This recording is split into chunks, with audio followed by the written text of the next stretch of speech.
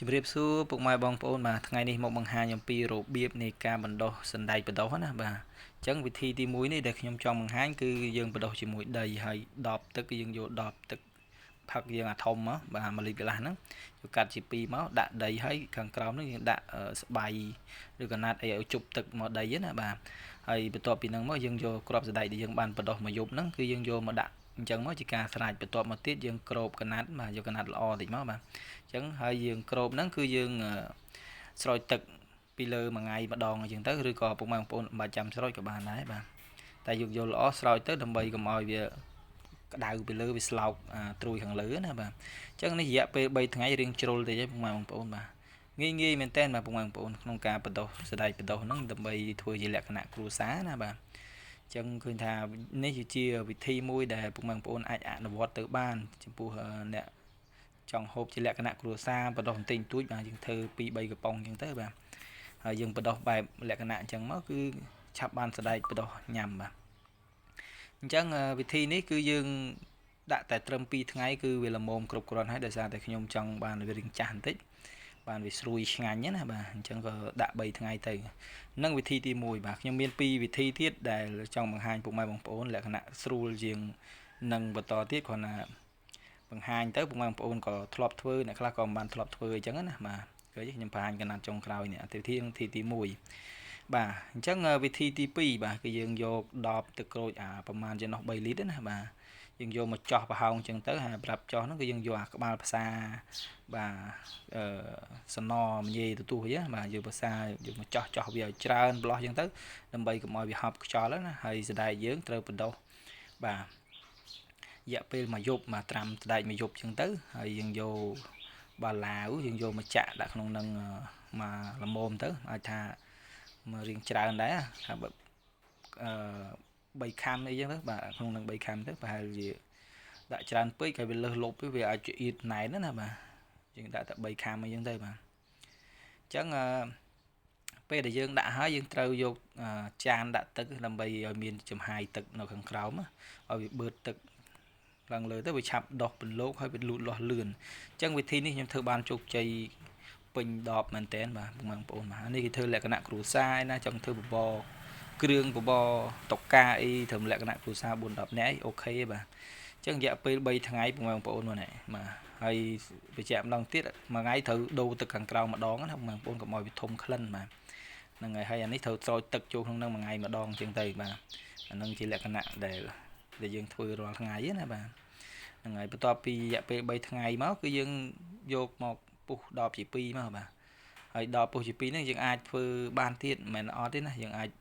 ចង់លុះចង់អីទៅយើងអាចធ្វើបានម្ដងទៀតពីរដងទៀតក៏បានដែរឲ្យតែយើង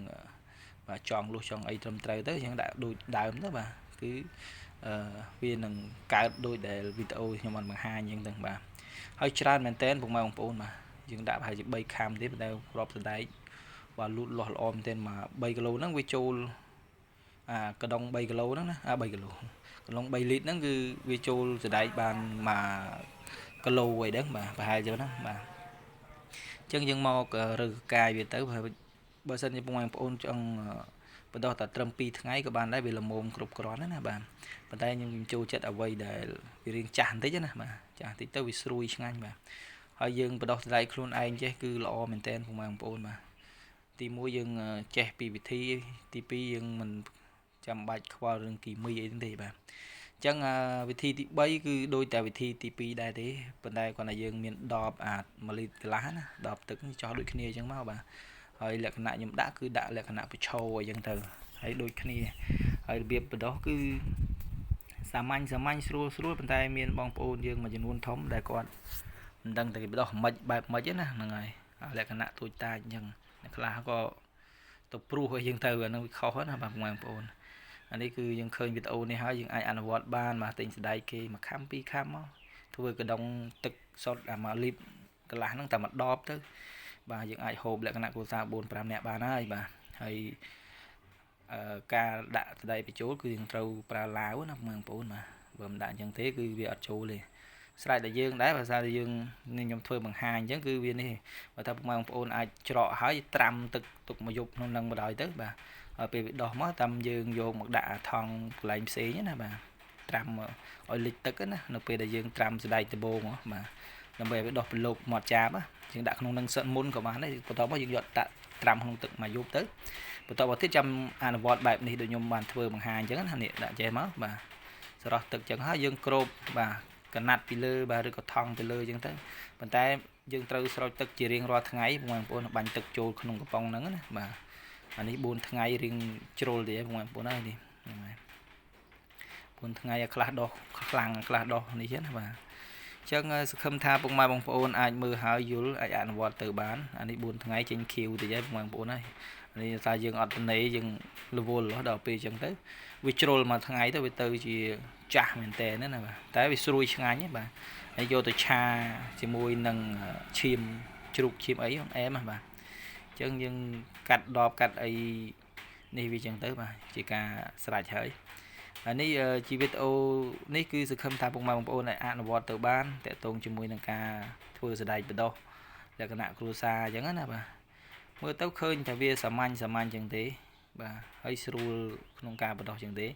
តែពុកម៉ែបងប្អូនអនុវត្តគឺយើងត្រូវការមើលដិតដល់ណាបងប្អូនបាទយើងត្រូវបាទស្រោចទឹកចូលក្នុងដបយើងមូលអារ៉ូបដបខាងលើទៅស្រោចទឹកចូលក្នុងនឹងឲ្យជ្រះអស់ទៅបាទឲ្យចេញអាជាតិកំណកស្អុយអស់ទៅហើយយើងដាក់លក្ខណៈដូចខ្ញុំបង្ហាញវីដេអូពីដើមអញ្ចឹងណាបាទដាក់ជាងលក្ខណៈទម្រង់ដើមអញ្ចឹងទៅបាទទុកចោលកន្លែងមួយលុបតិចហើយក្របអញ្ចឹងទៅហើយស្អែកឡើងព្រឹកយើងធ្វើអញ្ចឹងទៅរយៈពេល2ថ្ងៃអាចយកមកទទួលទានបានហើយបាទហ្នឹងហើយអានេះខ្ញុំរៀងជ្រុលពេលក៏វារៀងដុះបាទវាដុះរៀងចាស់បន្តិចហើយបាទតែអីទេរៀងឆ្ងាញ់បើយើងធ្វើខ្លួនឯងចេះបាទរៀងកមូតឆ្ងាញ់ផ្អែមបាទហ្នឹងហើយចឹងវីដេអូគឺមានប៉ុណ្្នឹងឯងពុកម៉ែបងប្អូនបាទសង្ឃឹមថាពុកម៉ែបងប្អូនអាចអនុវត្តទៅបានហើយកុំភ្លេចជួយ Subscribe ឲ្យមេដៃអីផងបាទអរគុណជម្រាបលាបាទជួបគ្នាវីដេអូក្រោយៗទៀតបាទ